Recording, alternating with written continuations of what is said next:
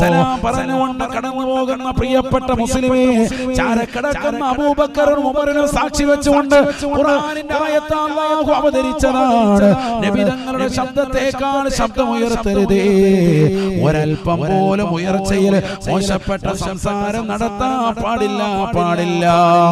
കാര്യം പറയുകയാണെങ്കിൽ പോലും നല്ല കാര്യങ്ങളാണ് പറയുന്നത് എങ്കിൽ പോലും മുഹമ്മദ് എന്ന പ്രവാചകരുടെ മുന്നിലൂടെ നിങ്ങൾ മോശമാകുന്ന രീതിയിലായി തീരുമേ.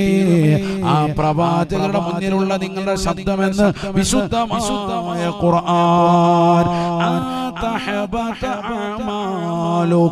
നിങ്ങൾ ചെയ്തിട്ടുള്ള അമലുകൾ മുഴുവനും പൊളിയാൻ ഹേതുവാകുമേ. നിങ്ങൾ നിസ്കരിച്ച നമസ്കാരങ്ങൾ, നിങ്ങൾ നോറ്റുവീട്ടിയ നോമ്പുകൾ, നിങ്ങൾ കൊടുത്തു വീട്ടിയ സക്കാത്തുകൾ, നിങ്ങൾ ചെയ്തു വെച്ചതായ ഹജ്ജുകൾ, നിങ്ങൾ പാവങ്ങളുടെ കണ്ണീരൊപ്പിയവരാകാം, നിങ്ങൾ നിരാലംബര കവലം